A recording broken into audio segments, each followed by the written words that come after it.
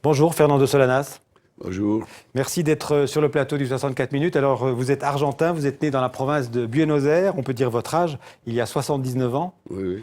Alors, vous êtes à la fois un intellectuel, un cinéaste avant tout, et un homme politique. Vous avez été un citoyen engagé, militant de la gauche révolutionnaire, au temps des dictatures militaires sud-américaines. Vous avez vécu en exil à Paris de 76 à 83.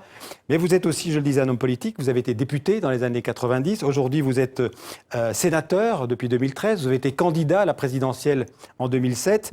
Et vous avez réalisé une quinzaine de films, des fictions et des documentaires, parmi lesquels L'heure des brasiers. Je peux citer aussi Tango, L'exil de Gardel, Le Sud, Mémoire d'un saccage ou La dignité du peuple, et des films qui ont été primés à Cannes, à Berlin ou à Venise.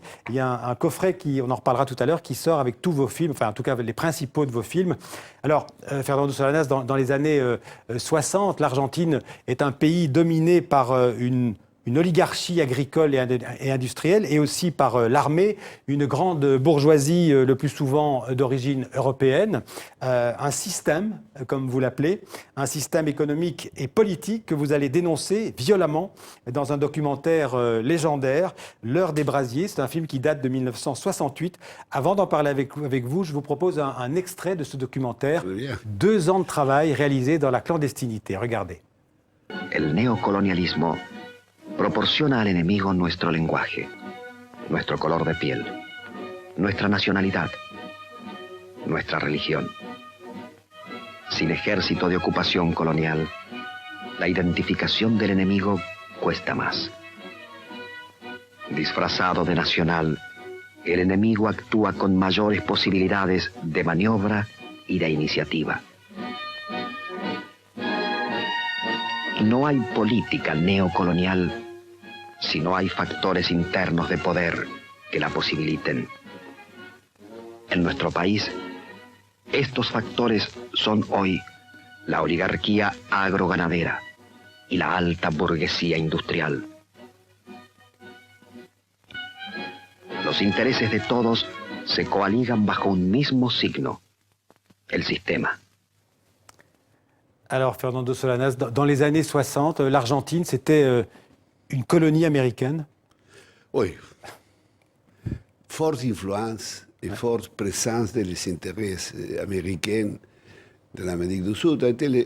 Ces années 60 sont les années de la domination du Pentagone et le département d'État à travers des dictatures militaires en la moitié du continent sud-américain. Ouais. Et vous êtes très dur avec la guerre froide, alors la peur de l'avance. Oui, du communisme. Du communisme, alors était le prétexte pour installer des dictatures, violer tous les droits constitutionnels et faire des affaires. Oui. Mais vous êtes très dur avec la bourgeoisie, avec la haute bourgeoisie, l'élite argentine. Vous parlez dans votre documentaire, hein, L'heure des brasiers, d'une élite d'occupation, d'un ennemi intérieur. Ce sont des mots très durs. Mais oui, parce que c'est la formation du néocolonialisme. Il n'y a pas de néocolonialisme ou domination coloniale sans avoir une association avec une élite, une classe à l'intérieur du pays. Nous sommes un pays qui est né à partir de différents processus de colonisation. Oui. Bien entendu, la classe dominante liée à la domination de la terre et des grandes affaires, il a eu d'énormes leçons avec la bourgeoisie, en notre époque anglaise pour les affaires, la bourgeoisie française pour la culture, mais aussi avec les Anglais et les Américains après. Alors, ça c'est la formation néocoloniale. Vous imaginez que les officiers de l'armée de l'Argentine, les sous-officiers, finalisaient ces études dans l'école des Amériques. Panama, école des Amériques, c'est une école fondée pour les Américains pour la unification d'un pensée militaire pour la domination du continent du Sud. À cheval de la guerre froide, les fantasmes du communisme qui avançaient sur l'Amérique du Sud. Pas du tout. Avait cette possibilité d'avancer le communisme sur l'Amérique du Sud. Et justement, toute l'Amérique du Sud. Vous dites l'Amérique latine ou l'Amérique du Sud? C'est l'Amérique latine, mais c'est complexe. Aujourd'hui, l'Amérique centrale il y a une forte association avec les accords de NAFTA, Oui, des accords de libre-échange. avec les États-Unis et le Canada. Oui. Et alors, aujourd'hui, c'est plus correct de parler de l'Amérique du Sud, mais l'ensemble culturel, historique, c'est Voilà. l'Amérique latine. L'Amérique latine, ça fait référence évidemment à l'héritage culturel Tout à fait. italien, français, espagnol. Si, si. Ouais. L'Argentine, Fernando Solanas, a connu la dictature militaire jusqu'en 73, puis il y a eu une brève parenthèse péroniste, puis de 76 à 83, à nouveau la dictature. Un retour ensuite chaotique avec Alfonsine, puis Carlos Menem, et là c'est la porte ouverte à l'ultralibéralisme. Il y a une terrible crise économique, l'explosion de la dette, la corruption, la faillite du pays en 2001, Ouais. ce qui donnera en 2003 d'ailleurs et en 2005, deux de vos autres grands documentaires, c'est Mémoire d'un saccage en 2003 et en 2005, La dignité du peuple. Je vous propose de regarder ensemble l'introduction de ce film, La dignité du peuple. Regardez. Esto que empiezo a contarles son historias de los nadies, de mujeres y de hombres como tantos argentinos, sin recursos y sin nombre. Son los que siempre sufrieron despojos y adversidad. Son el pueblo del aguante, que lleva como bandera su coraje y dignidad. Alors ça, c'est important parce que c'est plus récent, c'est la grande crise économique de la fin des années 90, début des années 2000. Aujourd'hui, l'Argentine va mieux qu'il y a 15 ans. Si, non, évidemment que dans certains aspects, va beaucoup mieux. Non, il faut dire que à partir de la dictature del 76, on peut parler d'autres pays. La dictature del 76 était un vrai génocide. C'est la dictature du général Videla. Videla, oui. Et c'est l'installation du modèle del libéralisme économique del consensus de Washington et le plan des organismes internationaux. La chute de la dictature en el 83-84, c'est le début de la nouvelle démocratie en Argentine, c'est le gouvernement radical d'Alfonsine.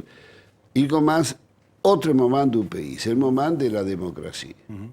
C'est rien à voir avec, ça veut dire, la fonction les droits humains, les droits constitutionnels, c'est la démocratie, la liberté de presse, tout ça. Sans prisonniers politiques, pour la première fois en l'Amérique du Sud, et c'est le deuxième pays du monde qui, après les tribunaux de Nuremberg, a été capable, en l'Argentine, de juger. C'est pas mal. Responsable de la dictature. Alors, on avançait dans tous ces cas. On peut dire, dans le même temps, que les années 90, gouvernement de Menem, c'est le débarquement del libéralisme plus orthodoxe économique. Mais ça a eu des conséquences terribles pour, pour les classes moyennes.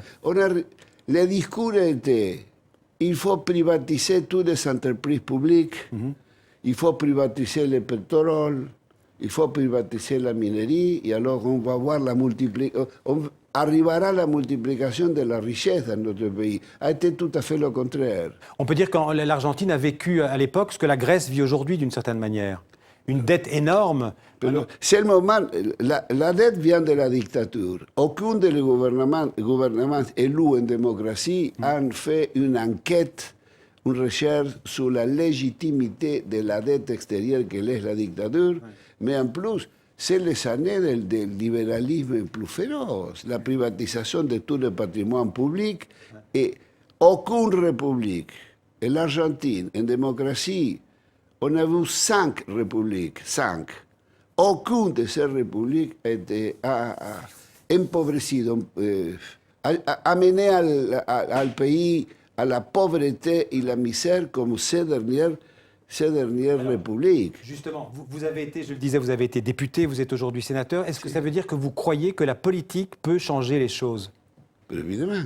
Non, je crois en la démocratie, je crois en un modèle de républicain de forte participation sociale et populaire. Maintenant, en Argentine fonctionne la démocratie. mais fonctionne. C'est une démocratie plutôt formelle, parce que la division des pouvoirs républicaine, il existe moyenne. Ouais. Alors, et aussi, qui est au gouvernement pense, les partis politiques du gouvernement pensent que l'État lui appartient.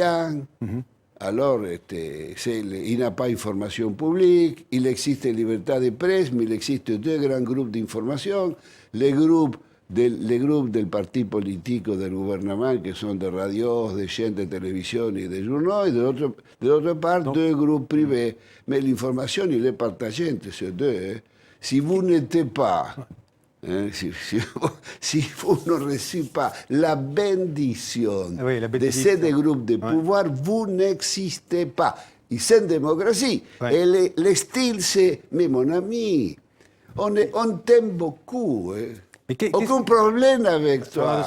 Pourquoi tu dois penser ces choses? Le temps passe très vite. Je voudrais poser une question sur les expériences au Venezuela, en Bolivie. Qu'est-ce que vous pensez de ces régimes qui se disent socialistes? Est-ce que vous trouvez que ces expériences bolivariennes, comme on les appelle en Amérique latine... Non, bueno, vous savez mélanger certaines choses. La Bolivie, c'est un pays exemplaire, la Bolivie. Le général, oui, le président Morales. C'est extraordinaire. La Bolivie, c'est un pays le moins de corruption de l'Amérique du Sud. A fait une gestion économique fantastique. Il y a 50 000 millions de dollars dans la banque. Il est dans les 3 superávits économiques. Ce n'est pas le cas du Venezuela. Non, ce n'est pas le cas du Venezuela. Non. Une chose, c'est très complexe, la Bolivie, avec différentes ethnies des peuples originaux. Non, la Venezuela, il a commencé avec une expérience très intéressante, mais après... Bon.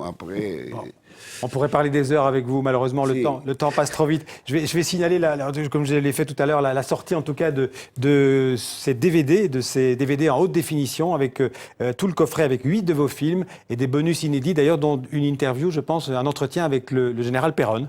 Oui, je l'avais fait deux grands films de documentaires, d'interviews, l'année 71 à Perón en Madrid.